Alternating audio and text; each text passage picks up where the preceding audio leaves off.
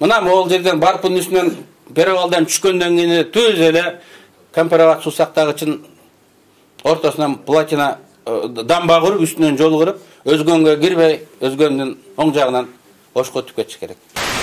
Мынакей, дөңгөл эмес, могул жерде мына жолдор бар, существующий, мынакей. Сегиз жол, таш эмес, бул дөңдөрдү мына. Ассаламу алейкум кыргыз элим, сиздер менен Ачык Айкын каналы. Ар дайым жаңы жаңылыктарды угуу үчүн биздин каналыбызга катталып, коңгуроочону басып кетиңиздер. Ош чоң шаар болот. Миллиондон ашкан. База-Коргон чоң шаар болот. Өзгөн чоң шаар болот. Мен мына айтканым, биз ички инфраструктураларга да көңүл бурушубуз керек. Организмге кандай азык-түлүктү ташса, шаарлардын ортосунда жүктөр, адамдар тынымсыз байма-бай каттап туруш керек.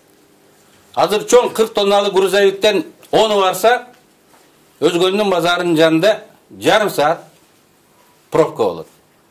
Эгер миллиондогон калк жашап, машиналардын саны 2 эсе көбөйсө, каттам 2 эсе көбөйсө, 3 сааттык пробка болот да. Бишкектеги Ош базарынын жанындагыдай. Анда кандай болот? Биз сунуш кылып атабыз, мурунда айтканбыз, мына могул жерден барпын үстүнөн перевалдан түшкөндөн кийин түз эле Кемперабад суу сактагычын ортосунан платина дамба куруп, үстүнөн жол куруп, өзгөнгө кирбей, өзгөндүн оң жагынан Ошко өтүп кетиш керек. Ошондо грузовиктер 30-40 мүнөт бүгүн эконом кылат экен. 3 жылдан кийин 3 саат эконом кылат. Канча акчаны эконом кылат, канча нервти эконом кылат. И биздин чоң шаарларыбыз, мегаполистарыбыз бир шаардай болуп иштейт. Кааласаңар Ошко барып иштеп келесиңер, бул жерден жашап. Кааласаңар База-Коргонго барып иштеп келесиңер. Жумуш күчүн жайгаштыруу жеңилдейт. Ишканачы болсам, каяктан алып келем деп ойлобойсуң. Оштон да келип иштеп кете беришет. Мен айттым, дамба куруп, өзгөндү көздөй барпыдан көпүрө куруш керек деп атам го. Аны да мисалы мен эртең ошол жерге барам, ошол жерден түз эфирге чыгам, көргөзөм кандай куруш керек экен. Ал жерден дагы мен камчыга кайрылайын деп атам. Камчыка ушул көпүрөнү кур деп. Анан таң каласыңар да, эмнеге дарын деле ал эметип атса, көпүрөнү деле ал куруп атса, жолду деле ал куруп атса, ал эмне президентпи? Эмне ал премьерби депчи. Бирок реалдуулук ошол экен, ошонун таасири күчтүү болуп атат. Ал айткан маселелер чечилип атат. Илгери деле Сталин эмес, анын жанында Берия деген болгон. Ягода дегендер болгон, Ежов дегендер болгон. Каналды да Берия каздырткан, темир жолду да Берия салдырткан, көпүрөнү да Берия салдырган, ракетаны да ошол курдурткан, атом бомбасын да ошол жасаткан.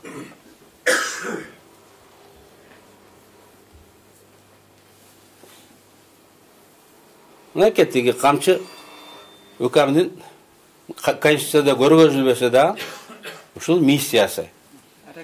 Аракет кылыш керек да, аракет кылыш керек. Бирок бүгүнкү заманбап инструменттер менен колу бутты кайрмай жок, инвесторлорду үркүтмөй жок, элди ыйлатмай жок. Бул чоң тапшырма. Биздин сунушубуз, мына шайлап алдындагы программабыз катары айтып атабыз. Мына ушул жерден бир 10 метр дамба куруп, дамба куруш үчүн мынакей бул адырларда карьер бар, таш чыккан. Ошол жерден эле мына ташып, ушул жерди бир 10 метрдей көтөрүп, суунун угун кысып, көпүрө куруп койсок, мына арка өзгө чыгабыз. Бул өзгөнүн ылдый жагынан чыгат. Өзгөнгө кирбей. Жол кыскарат.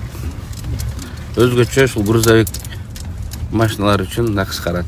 Эгер жол мындай кура турган болсо, өзгөнүн шаары кеңири, мына суунун жээгине чейин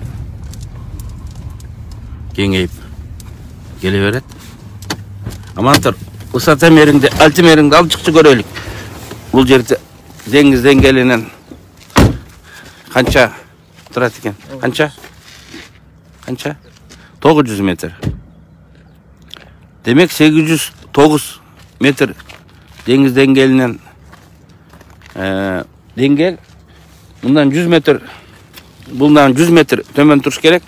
Ошол бурулуштарга чейин барып келет. Эгер машина барганда ошол чекти дагы барып көрүп келет элек. Суу ошолдон бери көздөй өтпөш керек. Мына могул талаларыбызды кээ бир жылдары Өзбекстан бастырып жиберип, канча дыйкандарыбыз зыян тартат. Мына жол ушул жерден өтсө, бул стратегиялык биз үчүн жол болот. Жалал-Абад шаары Тогуз-Тородон, Кытайдан темир жол келгенден кийин кескин өзгөрөт. Халкынын саны, өндүрүшүнүн саны Ошту кууп жетпесе дагы, ошо 1,5 миллиондон ашык калк жашайт. Ансы деле азыр мунун айланасында, Сузак айланасындагы айылдарды кошкондо 100 миңдеген адам жашайт. Анан өзгөн чоң шаар болот. Ош миллиондон ашык калк жашаган шаарга айланат. Ушулардын ортосунда сөзсүз түрдө товардын жүрүшү көбөйөт.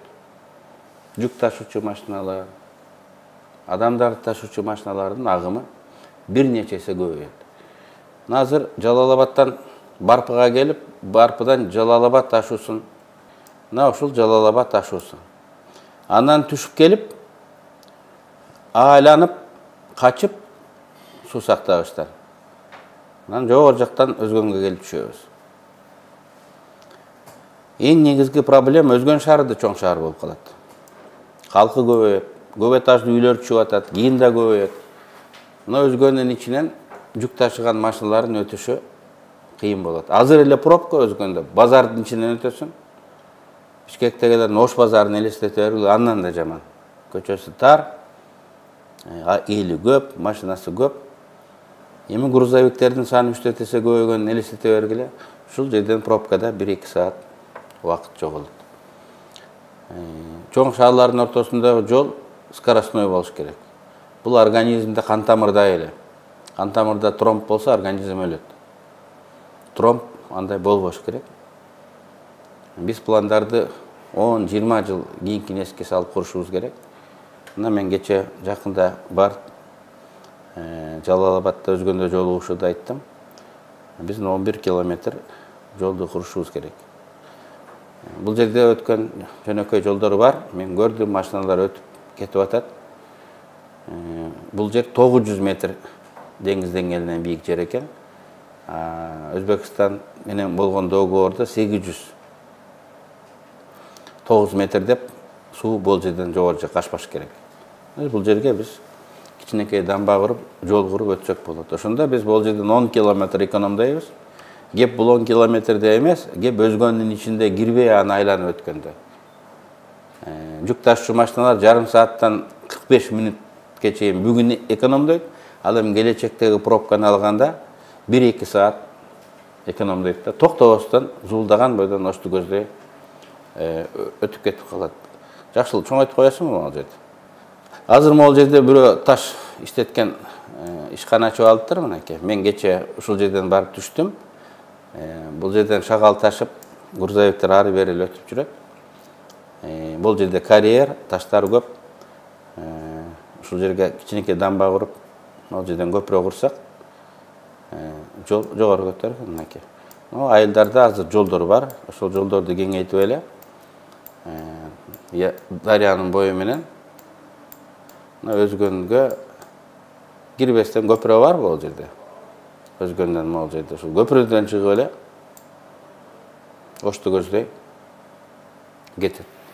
Бул жол 12 километр, 11 километр 900 метр деп турат, 12 километрдик жол болот экен.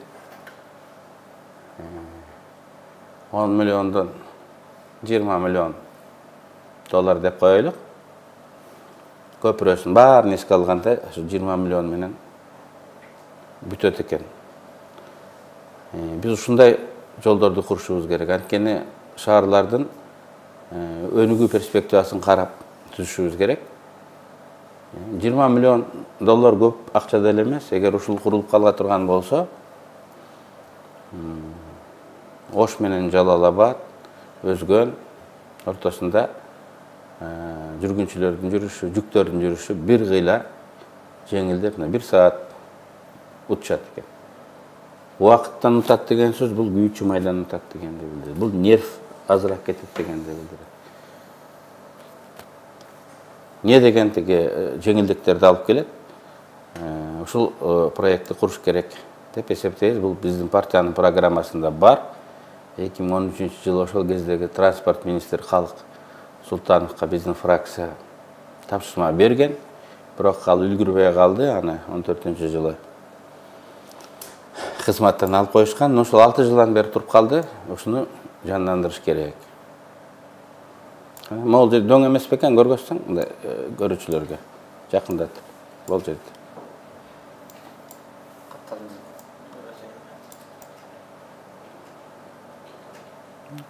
Жок, айтча. Мына ошол бул жерде. Мынакей, дөң деле эмес, могул жерде мына жолдор бар, существующий, мынакей. Тегиз жол, таш эмес, бул дөңдөрдү мына жөн эле кесип, могул эски жолдор турат. Бул жактарда эски жолдор турат. Бул жерден да төмөн жеке түшүп келсе болот экен. Мына бул жактан деле жеке түшүп келсе болот экен. Мына көрдүң, эски жол турат.